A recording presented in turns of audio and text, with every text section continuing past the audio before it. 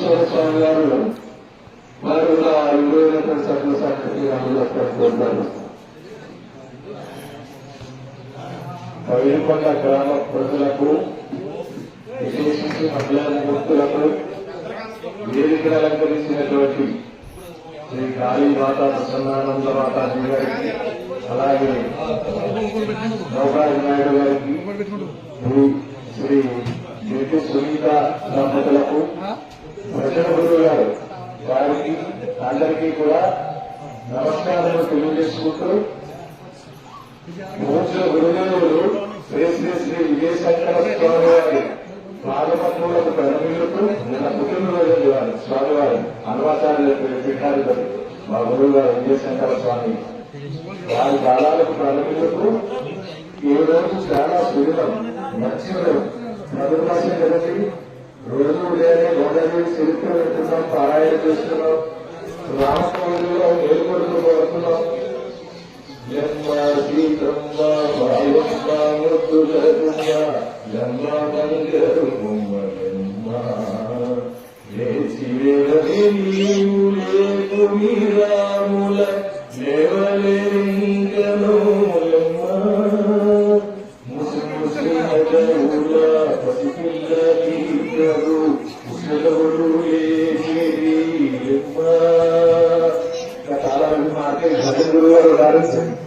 మేలుకొడుకు పడుతున్నాం.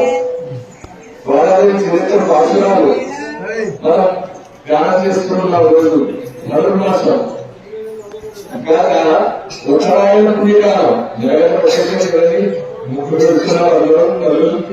ఉత్తరాయణ పుణ్యకాలం. అటువంటి సుదినము మంచి రోజు. ఈ రోజు ఇక్కడ కూర్చొని ఒక్కసారి మనం రామ అన్న అమ్మ మాతాజీ నామం చెప్పించారు. అలా ఎంత అదృష్టం లేని మీరందరూ కూడా అనేకంగా మనకు వచ్చారు. కానీ అది ఆదివారం ఏదో కొంచెం స్పెషల్ ప్రోగ్రామ్ ఉంటుంది, లేకపోతే ఏదో చూద్దాం ఏదో చేద్దాం ఎందుకు అని అనుకోకుండా వచ్చి కూర్చున్నారు. మీరు వచ్చేటప్పటికి చాలా సంతోషం. మీరు ఈ మార్గంలోనే ఆ మార్గంలో ఉంటే మనం ఒక అడుగు భగవంతుని వైపు వేస్తే ఆయన మరొడుగులు మనం వైపు వేస్తారండి. ఉన్నాడు అని నమ్మలేదు. మనం పిల్లలకు చెప్పేది చదువుతున్నట్టు శ్రమతో ఎక్కువ మార్పులు తక్కువ వస్తున్నాయి. అందుకని ఏం చేశాడు, ఆ వినాయకుడి విగ్రహం ఏదో విగ్రహం తీసుకుంటే అక్కడ పెట్టాడు. రోజు అహంతో వెలిగిస్తూ ఉన్నాడు. చూసే అలా చేసుకుంటూ ఉన్నాడు. ఒక రిక్వెస్ట్ అయింది, మార్పులు రాలేదు, కోపం వచ్చింది. చిరతరం కదండి, కోపం వస్తే ఏం చేశాడు, ఇలా కాదు వేరే మార్చుదామని చెప్పి వేరే మార్చి అక్కడ పెట్టి ఈ పాత విగ్రహాలు తీసేయాలి కదా, ఆ మేడకి ఏదో పట్టణం పెట్టారు. సరే ఈ కొత్త విగ్రహాన్ని కొత్తగా కొట్టి అక్కడ పూజ చేస్తూ ఉన్నాడు. చేస్తూ ఉంటే ఈ అగరత్తు ఒక సాంబారం ఎక్కడికి వెళ్ళింది, ఆ లోపము గాలి మెట్ల దగ్గర వెళ్ళింది. ఆ పాత విగ్రహాలు పెట్టేసి ఏం చేసేది, బరువులు వెళ్ళి గొడవ తీసుకొచ్చి ఈ విగ్రహాన్ని మూసి మిగిలిచేస్తున్నాడు. అమ్మా ఒక మార్పు వేయించలేకపోయావు కానీ గొడవ మిగిలిచేస్తున్నావా అప్పుడుగా అని కట్టేస్తున్నాడు. ఏడు విగ్రహాలు ముగ్గులు వెంటనే కనిపించే విగ్రహాలు మేము ఉన్నామని నువ్వు నమ్మి పూజిస్తే కదా వాటిని కనిపించేది అభినవించే అర్థం చెప్పుకున్నా కూడా అలా చిన్నప్పటి నుంచి భక్తి ఉండాలి పిల్లలకి. అంటే పిల్లలకి భక్తి అలవాటు అవ్వాలంటే మనం మొదలు పెట్టాలి.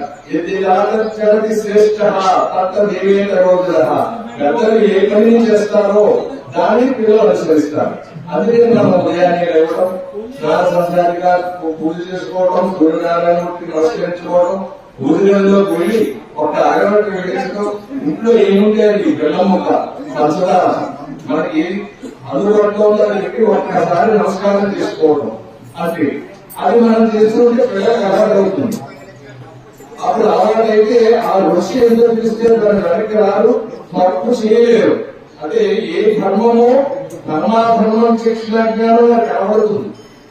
ఆ ధర్మార్థంలో ఉంటే ఇందులో ఉంటే అందుకని పిల్లల కోసం రేపటి కాలం కోసం మనం కూడా దాన్ని ఆచరించాలి. పిల్లల చేత ఆచరింపు చేయాలి. బయట నుంచి వచ్చాడు, ఆ బ్యాగ్ విసిరేస్తాడు, ఏదో కట్టుకుంటాడు. చిన్నపిల్లలు తెలియదు 5 ఏళ్ళు నైనా కాలు కట్టుకుంటా, కాలు కడుతూ రమ్మని చెప్పాలి.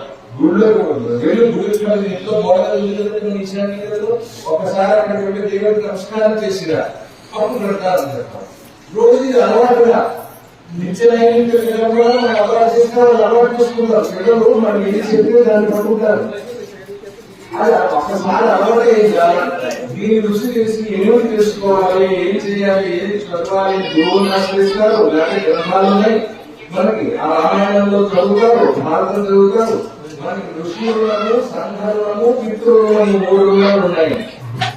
పితృలు అంటే మాతా పితృలు 3 రుణం, వాళ్ళ రుణం తీర్చుకోవాలి. అలాగే సంఘం చాలా ఇచ్చింది మనకి, దాని రుణం తీర్చుకోవాలి. అలా ఋషి రుణం ఉన్నది. ఋషులు మన కోసం మంత్రకష్టమై మంత్రాలన్నీ మనకు అందించి వెళ్ళారు. ఏదో మంత్రం పెట్టు, రామ అంటే మంత్రమే, శ్రీమాత్రే మంత్రమే. ఓం నమ శివాయ పంచాక్షరి, ఓం నమో నారాయణ ఒక మంత్రం చాలు. ఆ మంత్రాన్ని పట్టుకుని ఋషులను తీర్చుకోవాలి. అలా మనకి ప్రాప్తకరంగా ఏర్పాటు చేశారు. ఏమిటి యాత్రికుల సుకృతము, ఆనుషంగిక సుకృతము, ప్రాసంగిక సుకృతము. యాత్రికం అంటే అనుకోకుండా జరిగిన సుకృతం అని కలిసి వచ్చినట్టు. ఆనుషంగిక సుకృతం వంశపారంపర్యంగా పరంపరానుగతంగా అనుసృత ధర్మంగా వస్తుంది. ఇంకా ప్రాసంగిక సుకృతం ఏమిటి? ప్రసంగ వశము చేత మనం ఏదైనా చెప్తుంటే మహాపురుషులని వాడుతూ ఉంటారు. ప్రజలు ఎంత చక్కగా మనం ఆహ్వానం చూశారు, దాఖలాంలో చూపించారు. మైలచిపోతాం, పాడుకుంటే వినాలి, ఆకలి తీసుకోవాలి. అసలు శ్రోత్రేణ శ్రవణం, మనసా మననం, వచసా కీర్తన, మనము కీర్తించాలి. అది ప్రసంగవశం చేత మనం కీర్తించిన ఎవరు చెప్పినా రామాన్ని పొరపాటున మనకు ఒక మార్పు పడుతుంది. చిత్రగుప్తుడు అని తెలుసు కదా పెద్దవాళ్ళందరికీ, పిల్లలు తెలియకపోయినా. చిత్రగుప్తుడు అంటే హిందీలో కానీ ఇంగ్లీష్ లో కానీ అనువాదం చేస్తే, తర్జుమా చేస్తే వెంటనే ముందు వస్తుంది. గుప్త చిత్ర, గుప్త అంటే గుప్తరాగా ఎన్నో చేశారు. ఇది గుప్తలో సీక్రెట్. గుప్త చిత్ర, చిత్ర అంటే చిత్రాలు తీసేవాడు వాడికి ఎవరు వేరే కదా. గుప్త చిత్రాలు తీసేస్తున్నాడు మన అన్ని. మన డాక్టర్ వాటి లెక్క సీరియల్ లాగా 350 ఎపిసోడ్లు ఉన్నాయి మనకి. మనం ఏం చేస్తున్నామో మన అన్ని ఫోటోలు తీసుకున్నాడు. అందుకని మంచిగా చేయాలి, మంచిగా ఆచరించాలి, మంచిగా వినాలి. నువ్వు ఏమి చేస్తున్నావో, ఏది తింటున్నావో, ఏది వింటున్నావో దాని శేషము మనకి ఆటంకపడుతుంది. అంతే కదండి. అలా చాలా సంతోషమైంది. పిల్లలన్నీ కూడా ఇది అన్నమాచార్య ప్రాజెక్టు వారు గురువులు మన రాయుడు గారు చాలా సార్లు చేశారు. ఈ సర్వకోశం వికాసం అడుగుతుంది. ఎందుకంటే బుద్ధి వికసనం చెందుతుంది. జ్ఞానం చేసేవాళ్ళకి ఏదో స్వాగతం చదివినాం. తర్వాత వెళ్ళిన చిత్రాల్లో మొదలు చేసిన మన సునీత దంపతులు గారు వారు నేను 4 వారాలు పెంచడానికి వెళ్తే అక్కడ పిల్లలు పండుగ అధ్యాయం చదువుతున్నారు, భగవద్గీత చదువుతున్నారు, శ్లోకాలు చదువుతున్నారు. ఇవన్నీ చదవడం అని ఏమవుతుందంటే మన బుద్ధి వికసనం చెందుతుంది. వికసనం చెంది ప్రచోదన అవుతుంది. మన ప్రచోదన మనసు ప్రచోదన కలిగి మంచి ఆలోచనలు, మంచి దృష్టి, మంచి మాట, మంచి చేసే విధంగానే కాక చేసే విధంగానే వస్తాయని. అందుకని కన్నులుగా మీరు కూడా భూమికి పఠించాలి. కొంచెం పిల్లలు కంటే కొంచెం ఆడుకుందామని అక్కడ అన్ని చేసుకోవచ్చు. తప్పుడు ఆ వయసులో అలా చేయకపోతే మనం చేయలేదు. దాంతో పాటు ఇది కూడా ఒక సబ్జెక్ట్. హిందీ, ఇంగ్లీషు, లెక్కలు, గేమ్స్, సంగీతము, ఈ చదువులతో సంగీతం నేర్చుకుంటున్నారు పిల్లలు. ఇప్పుడు అలా ఇది ఒక సబ్జెక్టు మనదైనది, మనకే సొంతమైనది. దీన్ని కూడా నేను నేర్పాలి, ఇవి పరిచయం చేయాలి. ప్రతి ఆదివారం కూడా కోసం పిల్లల చేత శ్లోకాలు అవి చెప్పించాలి, నామకీర్తన చెప్పించాలి.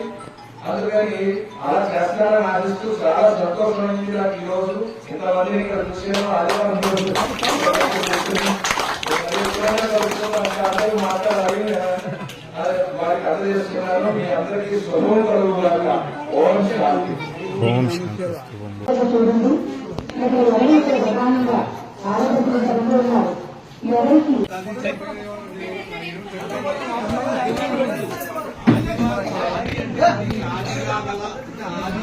మొదలు